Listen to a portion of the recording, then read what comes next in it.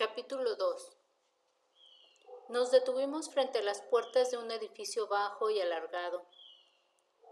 Baker salió del coche y miró la fachada de arriba abajo. Los dos de refuerzo se situaron cerca. Stevenson rodeó la puerta trasera del coche y se apostó frente a Baker. Me encañonó con la escopeta. Buenos profesionales. Baker me abrió la puerta. Muy bien, vamos. Vamos, dijo casi en un susurro. Se bamboleó ligeramente sobre las plantas de los pies, mientras escudriñaba la zona. Me giré lentamente y salí del coche como pude.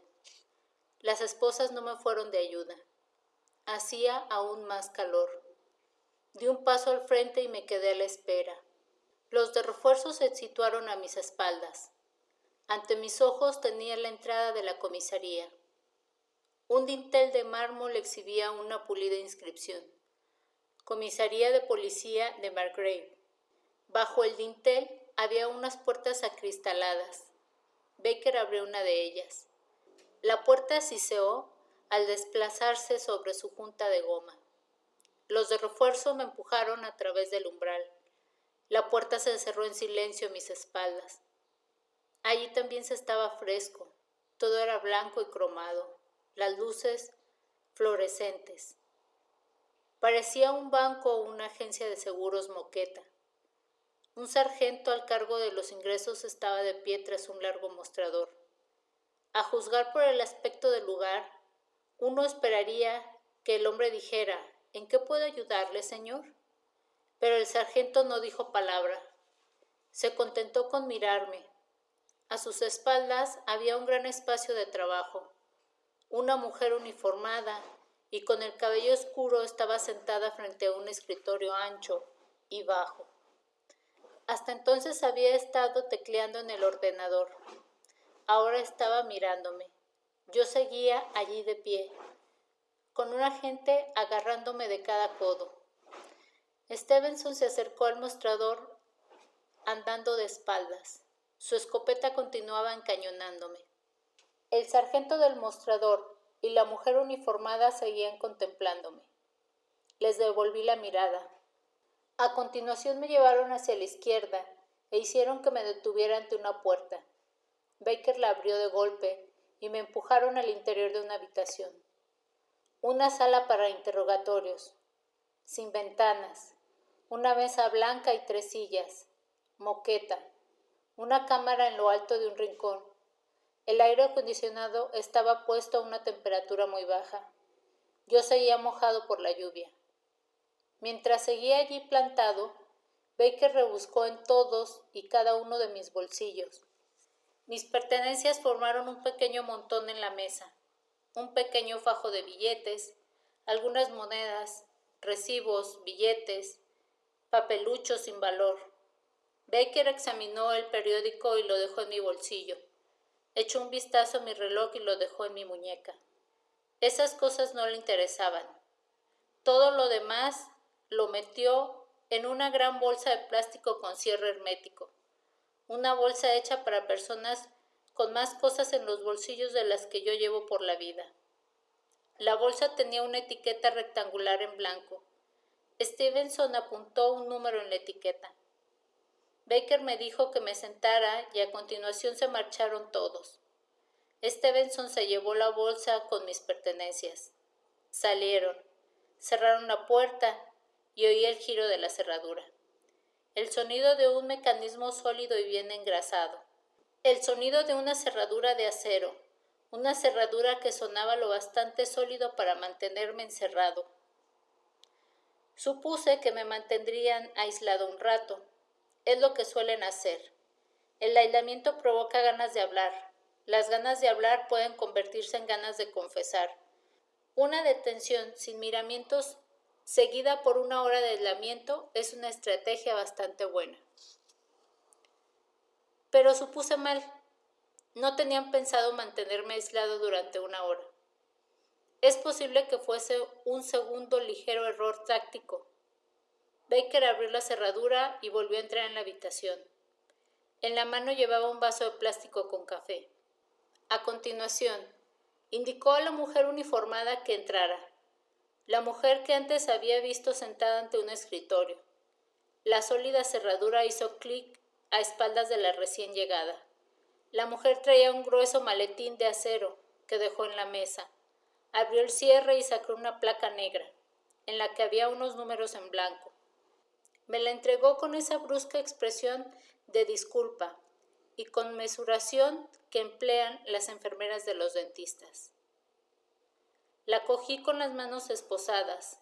Miré hacia abajo para asegurarme de que no estaba del revés, y la sostuve bajo la barbilla. La mujer sacó una fea cámara fotográfica del maletín y se sentó frente a mí. Apoyó los codos en la mesa para sostener bien la cámara. Sentada hacia adelante, sus pechos descansaban sobre el borde de la mesa. Era guapa, cabellos oscuros, bonitos ojos. Fijé la mirada en ella y sonreí. La cámara hizo clic y el flash centelleó. Antes de que pudiera pedírmelo, me giré en la silla para ofrecerle mi perfil. Sostuve sobre el hombro la alargada placa con el número y miré a la pared. La cámara volvió a hacer clic. El flash centelló otra vez. Volví a girarme y le ofrecí la placa con el número. Con las dos manos, debido a las esposas. La cogió, con esa sonrisa con los labios fruncidos que viene a decir, sí, es desagradable, pero resulta necesario. Como haría la enfermera de un dentista. Luego sacó el material para tomarme las huellas dactilares, un tarjetón de color blanco reluciente con 10 espacios para las huellas, en el que ya estaba anotado un número. Los espacios para los pulgares siempre son demasiado pequeños. En el reverso del tarjetón había 2 recuadros para las huellas de las palmas. Las esposas complicaron un poco el proceso. Baker no se ofreció a quitármelas. La mujer me entitó las manos. Sus dedos eran suaves y fríos. No llevaba anillo de casada. A continuación, me pasó unos pañuelitos de papel. La tinta se fue muy fácilmente.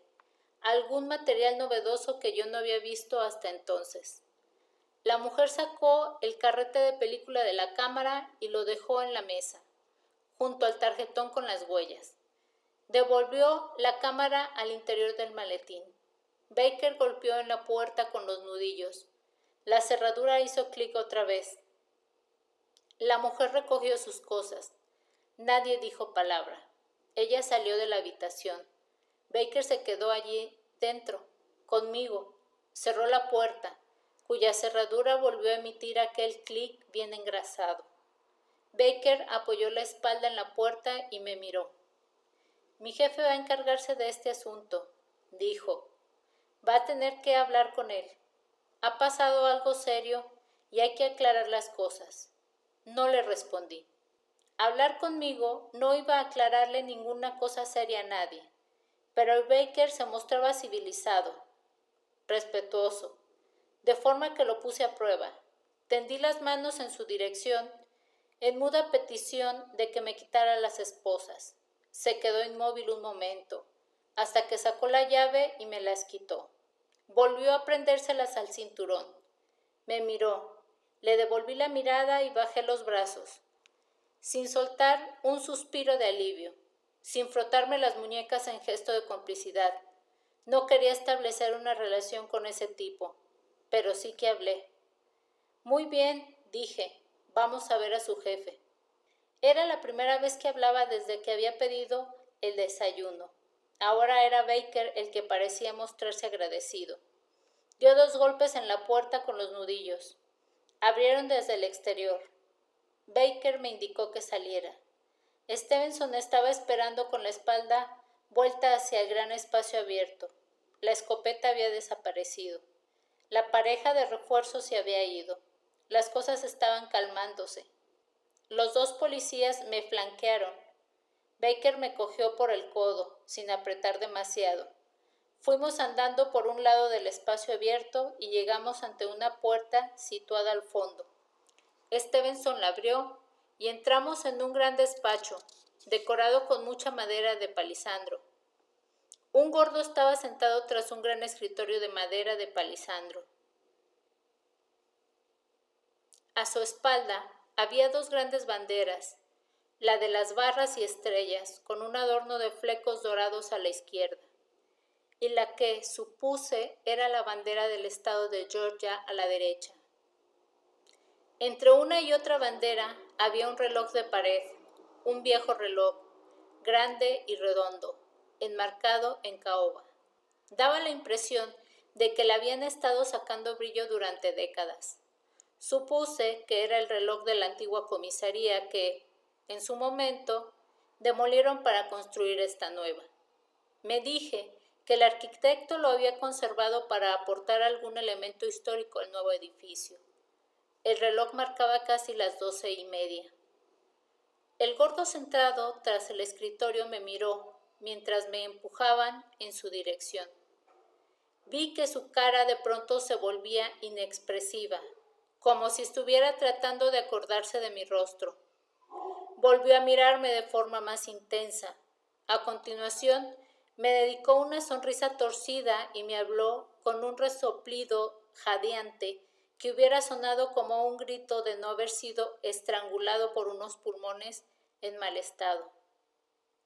Siéntese en la puta silla y mantenga cerrada esa bocaza asquerosa. Ese gordo constituía una sorpresa. Daba la impresión de ser todo un capullo. A diferencia de todo cuanto había visto hasta el momento, Baker y su grupo de detención eran gente seria, profesionales y eficientes. La mujer que me había tomado las huellas se había mostrado más o menos considerada, pero ese gordo jefe de policía era un cero a la izquierda. Pelo escaso y sucio, sudoroso, a pesar del aire acondicionado, la tez grisácea y con las manchas rojizas propias de un fulano con sobrepeso y en mala forma, la tensión sanguínea por las nubes, arterias tan duras como piedras, ni por asomo parecía ser competente en su trabajo. Me llamó Morrison, jadeó, como si yo tuviera interés en saberlo.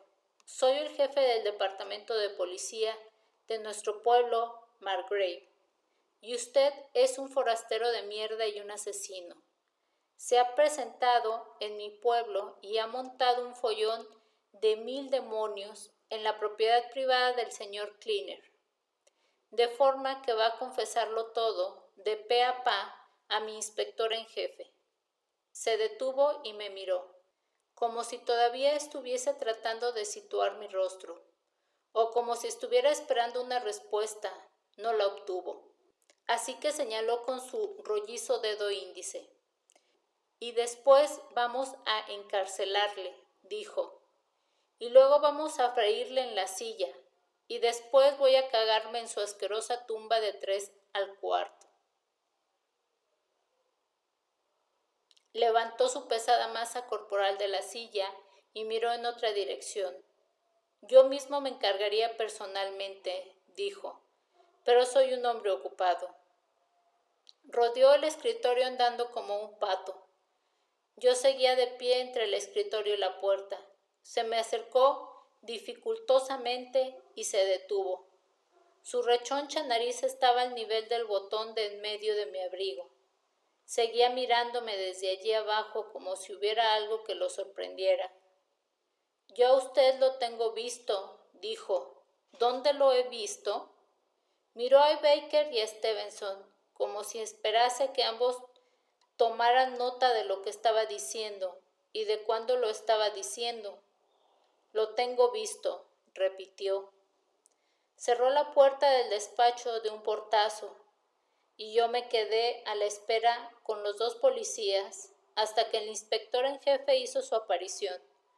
Un hombre de raza negra, alto, no viejo, pero con el pelo algo canoso y con una calvicie incipiente, lo suficiente para darle cierto aire de patricio, dinámico y seguro de sí mismo, bien vestido, con una americana de tweed al viejo estilo.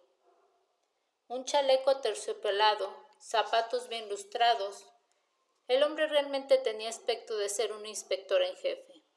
Indicó a Baker y a Stevenson que salieran del despacho. Cerró la puerta cuando lo hicieron. Se sentó al escritorio y con un gesto me instó a tomar asiento en la otra silla. Abrió un cajón de forma enérgica y sacó una grabadora. La levantó para desenmarañar el lío de cables. La enchufó a la pared y conectó el micrófono. Insertó una cinta. Pulsó la tecla de grabación y le dio varias veces al micrófono con la uña. Paró de grabar y rebobinó. Apretó la tecla de reproducción. Oyó los golpecitos de su uña. Asintió. Volvió a rebobinar y pulsó la tecla de grabación. Yo seguía mirándolo sentado. Durante un momento se produjo un silencio. Tan solo se oía un ligero zumbido del aire acondicionado, de las luces o del ordenador, o de la grabadora, que corría con lentitud. Percibí el pausado tic-tac del viejo reloj. Era un sonido paciente, como si el reloj quisiera decir que iba a seguir haciendo tic-tac para siempre, con independencia de lo que yo decidiera hacer. El inspector en jefe finalmente volvió a sentarse en la silla y se me quedó mirando. Entrecruzó los dedos como hacen los individuos altos y elegantes. Muy bien, dijo. Tenemos que hacerle unas cuantas preguntas. ¿Lo entiende? Su voz era profunda, bien proyectada. No tenía acento sureño. Su aspecto y su voz eran los propios de un banquero bostoniano, salvo que el tipo era negro. Me llamó Finlay, dijo. Tengo el rango de capitán. Soy el jefe de inspectores de este departamento. Por lo que sé, ya lo han informado de sus derechos. No ha confirmado que los haya entendido. Antes de pasar a otras cuestiones, tenemos que resolver ese preliminar. Un banquero bostoniano, no, más bien un antiguo alumno de Harvard. Entiendo mis derechos, dije. Asintió. Bien, dijo, me alegro. ¿Dónde está su abogado? No necesito abogado, dije. Se le acusa de asesinato, dijo. Necesita un abogado. Podemos proporcionarle uno. Debe saberlo. Un abogado de oficio. ¿Quiere que le proporcionemos un abogado de oficio? No, no necesito abogado, dije. El hombre llamado Finlay me miró largamente por encima de sus dedos entrecruzados. De acuerdo, dijo. Pero va a tener que firmar un documento de renuncia. Que quede claro que lo hemos informado de que puede contar con un abogado y de que estamos dispuestos a proporcionarle uno de oficio, pero que usted rechaza contar con un abogado. Muy bien, dije. Extrajo un documento de otro cajón y consultó su reloj para anotar el día y la hora. Deslizó el papel en mi dirección, a través del escritorio. Una gran cruz impresa señalaba la línea en la que tenía que firmar. Me pasó un bolígrafo. Firmé y deslicé el papel en su dirección. Lo estudió. Lo metió en una carpeta de color marrón. No puedo entender su firma, así que, para dejar las cosas claras, vamos a empezar por su nombre, su dirección y su fecha de nacimiento. De nuevo un silencio. Lo miré. Ese hombre era del tipo obstinado, de unos 45 años. Uno no llega a ser inspector en jefe en una jurisdicción de Georgia si es negro y tiene 45 años, a no ser que sea obstinado. No valía la pena jugar al gato y al ratón con él. Suspiré. Me llamo Jack Reacher, dije, sin más. No tengo dirección fija. ¿Lo anotó? No era mucho lo que tenía que anotar. Le di mi fecha de nacimiento. Muy bien, señor Richard, dijo Finlay. Como le he dicho, tenemos bastantes preguntas que hacerle. He mirado sus efectos personales. No llevaba usted ningún documento de identificación. ni carnet de conducir, ni tarjetas de crédito, ni nada de nada. Dice que no tiene dirección fija, de forma que tengo que preguntarme, ¿y este hombre quién es? No respondí. Estaba contemplando el gran reloj, a la espera de que el minutero se moviese. Dígame qué pasó, instó. Yo no tenía ni idea de qué había pasado, ni la menor idea. Algo le había pasado a alguien, pero no a mí. Seguí allí sentado, sin responder. ¿Qué significa pluribus? Preguntó Finlay. Lo miré y me encogí de hombros. El lema de Estados Unidos, apunté. E pluribus unum. Fue adoptado en 1776 por el Segundo Congreso Continental. ¿No es eso? Finlay me respondió con un gruñido. Seguí mirándolo fijamente. Me dije que el tipo posiblemente me respondería a una pregunta. ¿De qué va todo esto? Pregunté. Un nuevo silencio. Ahora era su turno de mirarme. Vi que estaba pensando si le convenía responder y cómo. ¿De qué va todo esto? Repetí. Entrecruzó los dedos. Ya lo sabe usted, dijo. Un homicidio, con algunas particularidades muy inquietantes. La víctima fue encontrada esta mañana en los almacenes de Cleaner, en el extremo norte de la carretera del condado, cerca del cruce de las autopistas. Un testigo dice haber visto a un hombre que se estaba alejando a pie del lugar de los hechos, poco después de las 8 de la mañana. La descripción es la de un hombre de raza blanca, muy alto, vestido con un largo abrigo negro, con el pelo claro, sin sombrero y sin equipaje. Un nuevo silencio. Soy un hombre de raza blanca. Soy muy alto. Tengo el pelo claro. Llevaba un largo abrigo negro. Y no tenía ni sombrero ni equipaje. Esa mañana me había pasado casi 4 horas andando por la carretera del condado. Desde las 8 hasta las 11 menos cuarto, más o menos. ¿Qué longitud tiene la carretera del condado? Pregunté. Desde el cruce de las autopistas hasta aquí. Finlay lo pensó. Diría que unos 20 kilómetros, respondió. Muy bien, repuse. Es verdad que fui andando por la carretera desde la autopista hasta el pueblo. Unos 20 kilómetros más o menos. Muchos me habían visto. Es lógico. Lo que no significa que yo le hiciera nada a nadie. No contestó. La situación estaba empezando a interesarme. ¿Su jurisdicción llega hasta allí? Pregunté. ¿Hasta la misma autopista? Sí, dijo. La cuestión de la jurisdicción está más que clara. Por ahí no va a salvarse, señor Richard. El límite municipal llega hasta la misma autopista. Esos almacenes se encuentran en mi jurisdicción. De eso no hay la menor duda. Se quedó a la espera, asentí, prosiguió. Esos almacenes los construyó Cleaner hace 5 años, dijo. ¿Sabe de quién estoy hablando? Negué con la cabeza.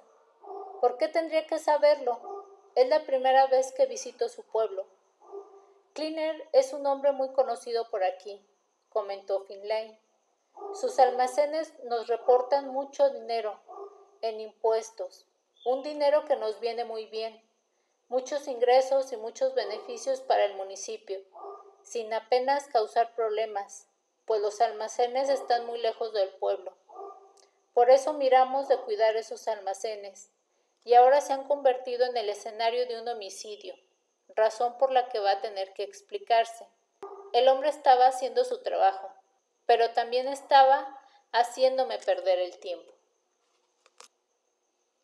Muy bien, Finlay, dije. Voy a hacer una declaración detallando todo cuanto hice desde que entré en el término de su maldito municipio hasta que me echaron el guante en mitad de mi puñetero desayuno. Si consigue pillarme por algún lado, voy a darle una maldita medalla, porque lo único que hice fue dar un paso tras otro bajo una lluvia incesante hasta recorrer esos maravillosos 20 kilómetros que tanto le gustan. Hace 6 meses que no pronunciaba tantas palabras seguidas.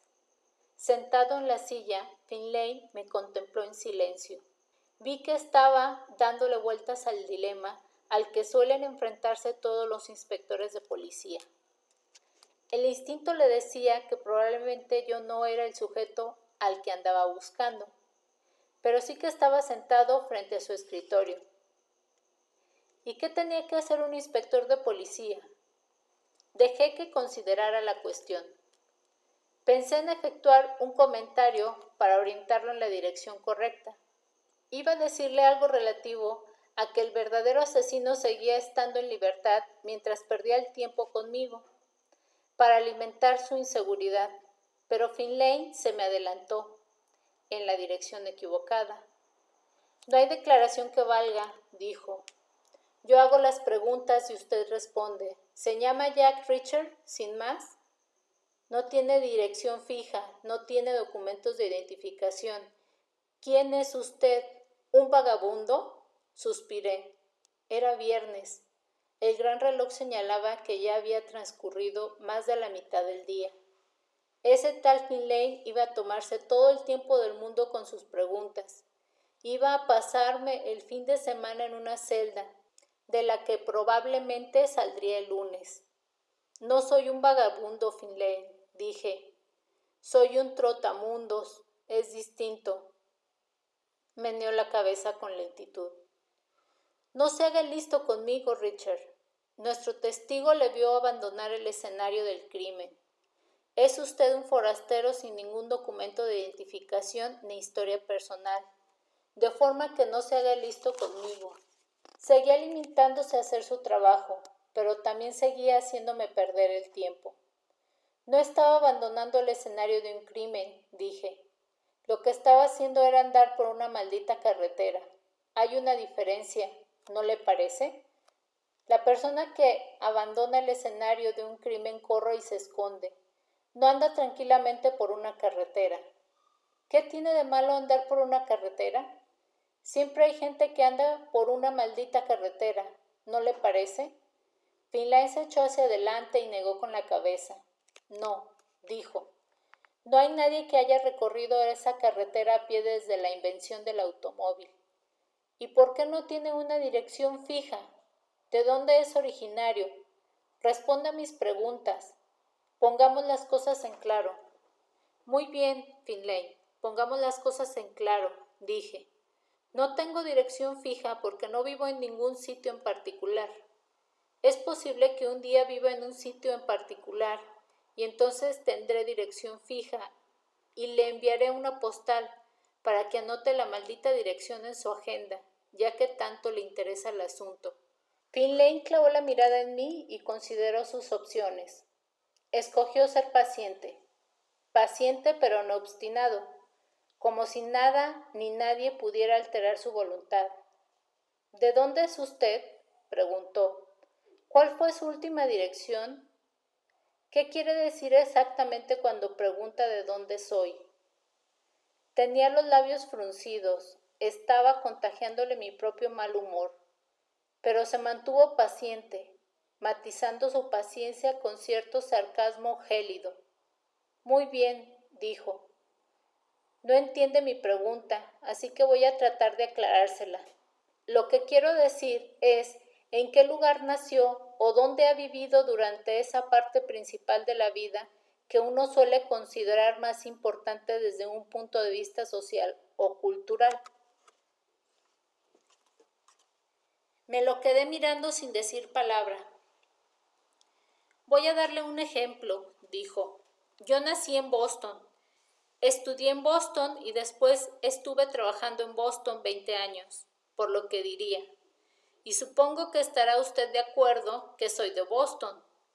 Era lo que yo pensaba. Un antiguo alumno de Harvard. Un hombre de Harvard al que estaba agotándosele la paciencia. Muy bien, dije. Ya he hecho sus preguntas. Voy a respondérselas. Pero antes voy a decirle una cosa. No soy el fulano que anda buscando. El lunes tendrá claro que no soy ese fulano. Así que hágase un favor. No deje de seguir buscando al fulano. Finlay estaba resistiéndose al impulso de sonreír. Asintió con expresión grave. Le doy las gracias por sus consejos, dijo, y por su interés en mi futuro profesional. De nada, respondí. Continué, dijo. De acuerdo. Si nos atenemos a esa curiosa definición que acaba de hacer, resulta que no soy de ninguna parte. Soy de un lugar llamado el Ejército. Nací en una base militar estadounidense, en Berlín Occidental. Mi padre estaba en la infantería de marina y mi madre era una civil francesa a la que conoció en Holanda. Se casaron en Corea. Finlay asintió, hizo una anotación. Crecí en el seno del ejército, dije. Muéstrame un listado de bases norteamericanas en el mundo, y ese es el listado de los lugares en los que he vivido. Estudié en institutos de 2 docenas de países distintos, y luego cursé 4 años en la Academia Militar de West Point. Continúe, dijo Finlay. Me quedé en el ejército, añadí, en la policía militar. Volví a vivir y a servir en todas esas bases que le he dicho, y de repente Finlay, después de haberme pasado 36 años siendo el hijo de un oficial y, después, un oficial yo mismo, resulta que ya no hace falta un ejército enorme, porque los soviéticos se han ido al carajo. Fantástico. Ahora contamos con los beneficios de la paz. Lo que en su caso significa que sus impuestos se invierten en otras cosas.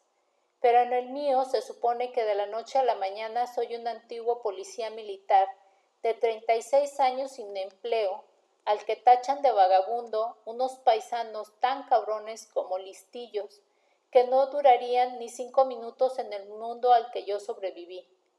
Lo pensó un momento, no estaba impresionado. Continúe, dijo. Lo miré y me encogí de hombros. Y ahora estoy divirtiéndome un poco y punto, dije. Es posible que más adelante encuentre algo que hacer, o quizá no. Es posible que me ponga a vivir en algún lugar, o quizá no, pero no es lo que estoy buscando ahora mismo. Asintió. Hizo varias anotaciones más. ¿Cuándo dejó el ejército? Hace 6 meses, respondí. En abril. ¿Ha tenido algún otro empleo desde entonces? Lo dirá en broma, contesté. ¿Cuándo fue la última vez que buscó empleo? En abril, contestó él. Hace 6 meses. Y encontré este trabajo. Bueno, pues me alegro por usted, Finlay. No se me ocurrió otra cosa que decir. Finlay se me quedó mirando un momento. ¿De qué ha estado viviendo?, preguntó. ¿Qué rango tenía en el ejército? El de comandante, dije. Te dan una indemnización cuando te echan a la calle. Sigo conservando la mayor parte del dinero y hago lo que puedo para que me dure. ¿Entiende? Un largo silencio. Finlay tamborileó con la punta del bolígrafo. Bien, hablemos de las últimas 24 horas, dijo. Suspiré. Pronto iba a haberme metido en problemas. Llegué en el autobús de la compañía Greyhound, dije. Me bajé en la carretera del condado a las 8 de esta mañana. Caminé hasta plantarme en el pueblo. Llegué a esa cafetería, pedí un desayuno y estaba comiéndomelo cuando sus chicos se presentaron y me echaron la zarpa encima. ¿Tiene algo en particular que hacer por aquí?, preguntó. Meneé la cabeza. Estoy sin trabajo, respondí. No tengo nada que hacer en ninguna parte. Tomó nota. ¿Dónde cogió el autobús?, preguntó. En Tampa, dije. Salí de allí a medianoche. ¿Tampa, en Florida? Asentí. Abrió un cajón. Sacó un horario de la Greyhound. Lo abrió y resiguió una de las páginas con su largo dedo oscuro. El hombre era pero que muy meticuloso. Me miró.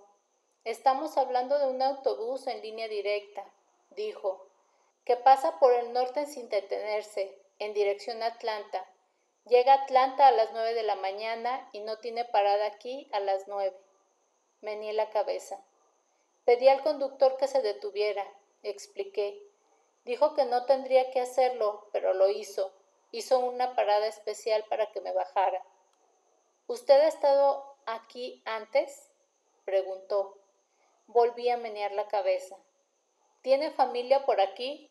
No. ¿Tiene familia en algún lugar? Tengo un hermano que vive en Washington, dije. Trabaja para el Departamento del Tesoro. ¿Tiene amigos en Georgia? No. Finlay tomó nota de todas mis respuestas, tras de lo cual se produjo un largo silencio. Yo sabía cuál iba a ser su próxima pregunta. Entonces, ¿por qué? ¿Por qué se bajó del autobús en un lugar donde no paraba y anduvo 20 kilómetros bajo la lluvia hasta llegar a un lugar que no tiene motivo alguno para visitar? Era la pregunta del millón. Finlay había dado con ella. Lo mismo que haría un fiscal, y yo no tenía una respuesta convincente. ¿Qué puedo decirle?, repuse. Fue una decisión arbitraria. No sabía bien a dónde ir, pero en algún sitio tengo que estar, ¿no cree? Pero, ¿por qué aquí?, insistió. No lo sé, dije. El tipo que estaba sentado a mi lado tenía un mapa, y me fijé en el nombre de este pueblo. Me apetecía salir de las rutas principales. Me dije que igual podía dirigirme hacia el Golfo de México o ir más hacia el oeste todavía. ¿Que se fijó en el nombre de este pueblo?, repitió Finlay. No me venga con mierdas de ese tipo. ¿Por qué iba a fijarse en el nombre de este pueblo? No es más que un nombre en el mapa, un simple punto en el mapa. Tuvo que tener una razón, asentí. Pensé en acercarme para informarme sobre Blind Blake. ¿Quién diablos es Blind Blake? Quiero saber. Me lo quedé mirando y vi que estaba considerando todas las posibilidades, del mismo modo que un programa informático de ajedrez analiza las posibles jugadas. Blind Blake era un amigo, mi enemigo, mi cómplice, mi mentor, un acreedor, un deudor, mi próxima víctima. Blind Blake fue un guitarrista, le expliqué. Murió hace 60 años, posiblemente asesinado. Mi hermano compró un disco suyo y en el texto de contracubierta ponía que murió aquí, en Margrave. Mi hermano me escribió mencionando el caso. Según me dijo, había estado aquí un par de veces en primavera, por cierto trabajo. Se me ocurrió acercarme a investigar un poco la historia. Finlay me miró con rostro inexpresivo. La cosa le sonaba muy poco plausible. En su lugar, a mí también me hubiera sonado muy poco plausible. ¿Vino usted aquí en busca de un guitarrista?, preguntó.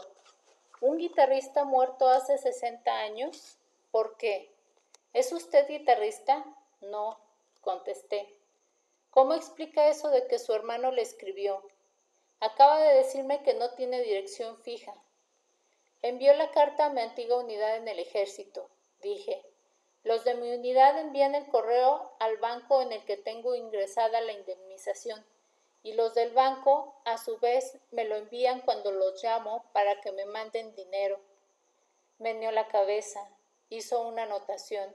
Me ha dicho que cogió el autobús de la Greyhound, que sale a medianoche de Tampa, ¿no es así?, apuntó. Le indiqué que así era con un gesto de la cabeza. ¿Tiene el billete del autobús?, preguntó.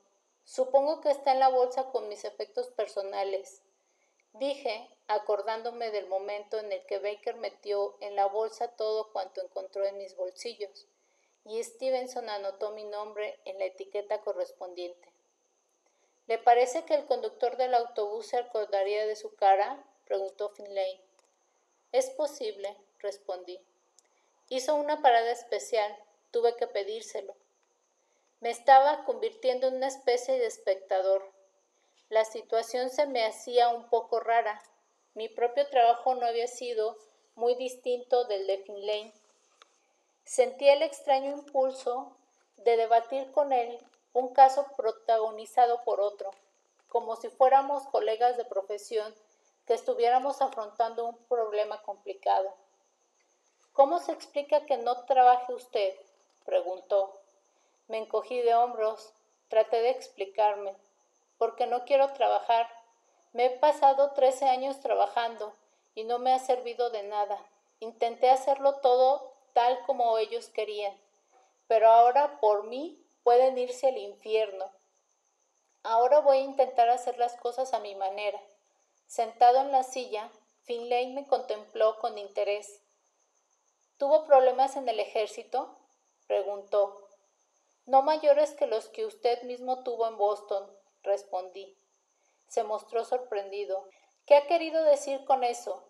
Trabajó en Boston durante 20 años, contesté. Usted mismo acaba de decírmelo, Finlay. Entonces, ¿cómo se explica que ahora esté en esta población tan apartada e insignificante? Lo que tendría que estar haciendo es acumulando años para la jubilación y salir de pesca de vez en cuando, a Cape Cod o algún otro lugar parecido. ¿Cuál es su historia? Eso es asunto mío, señor Richard, dijo. Responda a la pregunta que acabo de hacerle. Me encogí de hombros. Pregúnteselo al ejército, dije. Voy a hacerlo, prometió. Puede estar seguro. ¿Se licenció en forma honrosa? ¿Le parece que me hubieran pagado una indemnización si no fuera el caso? ¿Por qué tengo que creer que le dieron un centavo?, dijo. Vive usted como un maldito vagabundo. ¿Se licenció de forma honrosa, sí o no? Sí, respondí, por supuesto. Hizo una nueva anotación. Se quedó pensativo un momento. ¿Qué sintió cuando lo echaron de esa forma?, preguntó. Lo pensé. Me encogí de hombros. No sentí nada en especial. Sentí que antes estaba en el ejército y ahora ya no estaba en el ejército. ¿Siente amargura? ¿Siente que fueron injustos con usted? No, dije. ¿Es que tendría que sentirme así? Ningún problema en absoluto, preguntó, como si tuviera que haber algo. Sentía que tenía que darle una respuesta de alguna clase, pero no se me ocurría nada. Había estado en el ejército desde el día en que nací, y ahora estaba fuera del ejército, lo que resultaba estupendo. Venía a ser la libertad, como si durante toda la vida hubiera estado sufriendo un ligero dolor de cabeza, del que no me había dado cuenta hasta su desaparición. Mi único problema consistía en ganarme la vida.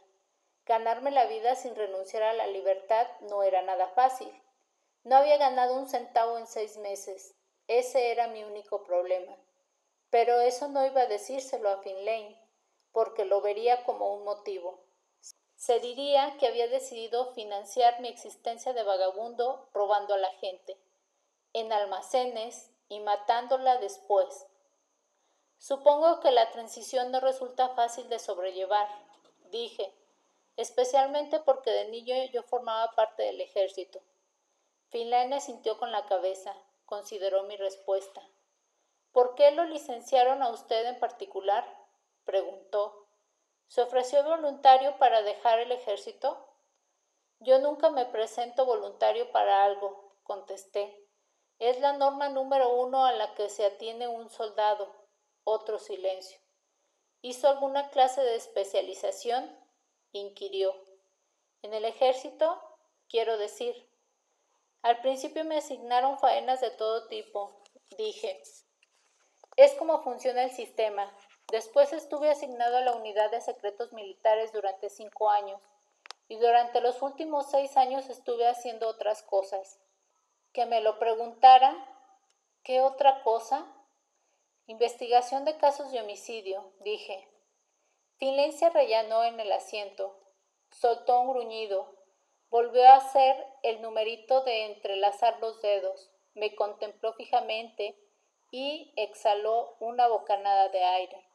Se echó hacia adelante en el asiento y me señaló con el dedo. Muy bien, dijo. Voy a comprobar toda esa información. Tenemos sus huellas dactilares. Tendría que estar en su expediente del ejército. y vamos a hacernos con su hoja de servicio, al completo, con todos los detalles.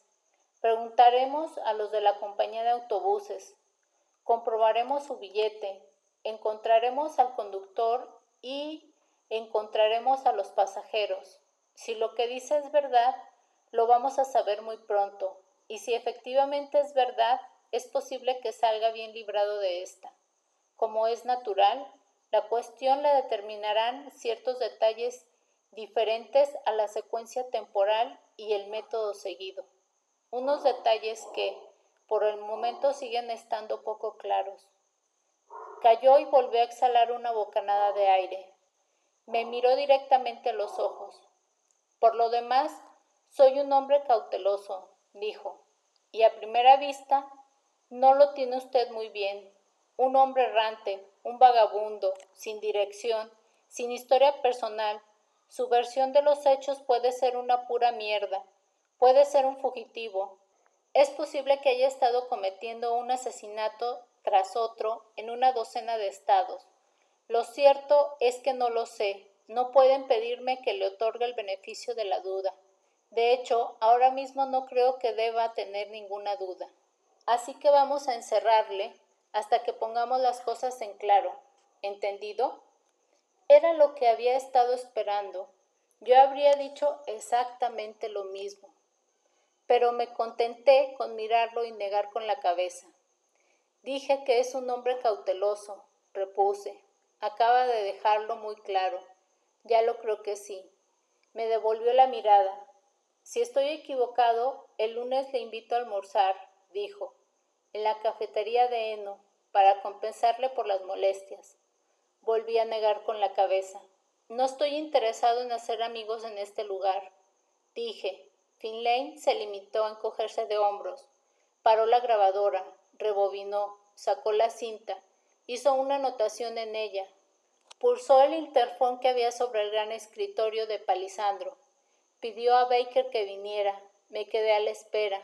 Aún tenía frío, pero ya no estaba empapado. La lluvia se había precipitado desde el cielo de Georgia y me había calado hasta los huesos. Y el reseco aire de la comisaría ahora me la había extraído del cuerpo. Un deshumidificador me lo había extraído y desviado por unas tuberías. Baker llamó a la puerta y entró. Finlay le pidió que me condujera a los calabozos. A continuación me miró y asintió. El gesto decía, si al final no es el hombre a quien ando buscando, recuerde que simplemente he estado haciendo mi trabajo. Asentí a mi vez. Mi gesto decía, mientras se empeña en protegerse a sí mismo, un asesino anda suelto por las calles. Los calabozos estaban en un ancho pasillo construido junto a la amplia sala donde trabajaban los agentes. 3 celdas. La parte frontal estaba enteramente formada por barrotes. Un pequeño corredor comunicaba las celdas. El metal exhibía un magnífico brillo apagado, quizá titanio. Las 3 celdas estaban enmoquetadas y vacías. No había muebles, y las paredes carecían de salientes para camastros. Eran simples variaciones caras de los antiguos calabozos reservados a los detenidos temporalmente. ¿No es posible pasar la noche aquí?, pregunté a Baker. Nada de eso, contestó. Más tarde lo llevarán a la cárcel del estado. El furgón de la cárcel llegará a las 6 y lo traerá de vuelta el lunes. Cerró de golpe la puerta de barrotes e hizo girar la llave en la cerradura. Oí que varios cerrojos se corrían a la vez. Un sistema eléctrico. Saqué el periódico de mi bolsillo. Me quité el abrigo y lo enrollé. Me tumbé boca arriba y me puse el abrigo bajo la nuca. Ahora sí que estaba mosqueado de verdad. Iba a pasar el fin de semana en la cárcel. No iba a quedarme en un calabozo de la comisaría. Tampoco es que tuviera otros planes, pero sí que conocía las prisiones civiles. Muchos desertores del ejército terminan en prisiones civiles, por una cosa o por otra. El sistema se lo notifica al ejército y éste envía a la policía militar a por ellos. De forma que había visto prisiones civiles por dentro. No me volvían loco de entusiasmo. Furioso, seguí allí tumbado oyendo el rum rum de la sala de los agentes. Teléfonos que sonaban, teclados que repiqueteaban. El ritmo subía y bajaba. Los agentes iban de un lado a otro, hablaban en voz baja. Intenté terminar de leer el periódico que había cogido en la cafetería. Venía un montón de mierda sobre el presidente y su campaña para la reelección. El tipo estaba en Pensacola, en la costa del Golfo. Se había propuesto equilibrar el presupuesto antes que a sus sobrinitos les salieran canas. Estaba haciendo recorte tras recorte. Me recordaba a un fulano que estuviera abriéndose paso en la selva a machetazo limpio. En la sureña Pensacola, estaba haciendo de las suyas con los guardacostas. El cuerpo de guardacostas había puesto en práctica cierto operativo durante los últimos 12 meses. Todos los días del año habían estado zarpando para formar un escudo destinado a proteger el litoral de Florida, abordando y registrando todos los barcos que les olieran a chamusquina, lo que en su momento había sido anunciado con gran despliegue de medios y había tenido un éxito que superaba todos sus sueños. Habían encontrado todo tipo de cosas, drogas en particular, pero también armas, inmigrantes ilegales procedentes de Haití y Cuba. El operativo de interceptación estaba reduciendo la criminalidad en Estados Unidos meses después y a millares de kilómetros de distancia. Un exitazo. En consecuencia, el operativo iba a ser cancelado. Su funcionamiento salía demasiado caro. El presupuesto de los guardacostas presentaba un déficit alarmante. El presidente decía que no podía aumentarlo. De hecho, iba a tener que recortarlo. La economía estaba por los suelos. No podía ser otra cosa, por lo que el operativo de interceptación iba a ser cancelado dentro de 7 días. El presidente estaba haciendo lo posible por aparecer como un estadista. Los altos cargos de la policía y la seguridad nacional estaban indignados, pues consideraban que mejor era prevenir que curar. Los policastros de Washington estaban contentos, porque 50 centavos invertidos en una patrulla urbana eran mucho más visibles que $2 invertidos en el océano, a 2,000 millas de los votantes. La polémica estaba servida, y en las movidas fotografías del periódico, el presidente sonreía con sonrisa de estadista y decía que él no podía evitarlo. Dejé de leer. Me estaba poniendo cada vez más rabioso. Para calmarme, me puse a pensar en música. En el estribillo de Smokestack Link Nick, la versión de Howlin' Wolf incluye un maravilloso grito estrangulado al final de la primera estrofa. Dicen que uno tiene que viajar de polizón en los trenes una temporada para entender bien el blues de los desarraigados. Se equivocan. Para entender el blues de los desarraigados hay que estar encerrado en algún lugar, en una celda o en el ejército. Hay que estar enjaulado de una forma u otra. En un lugar desde donde las chispas de la chimenea de una locomotora den la impresión de ser el símbolo de la imposible libertad. Con mi abrigo como almohada, seguí escuchando la música en mi cabeza. Me quedé dormido al final del tercer estribillo. Me desperté cuando Baker empezó a patear los barrotes. El ruido era sordo pero resonante, como el de la campana de un funeral. Baker estaba de pie junto a Finlay. Me miraron. Seguí tumbado en el suelo. Allí me encontraba a gusto. ¿Dónde me dijo que estuvo ayer a medianoche?, preguntó Finlay. Subiéndome al autobús en Tampa, respondí. Tenemos un nuevo testigo, dijo Finlay, y dice que lo vio merodeando por los almacenes a medianoche. Y una mierda, Finlay, le espeté. Imposible. ¿Quién demonios es ese testigo? El testigo es el jefe de policía Morrison, dijo Finlay. Dice que estaba seguro de haberlo visto antes y ahora ha recordado dónde.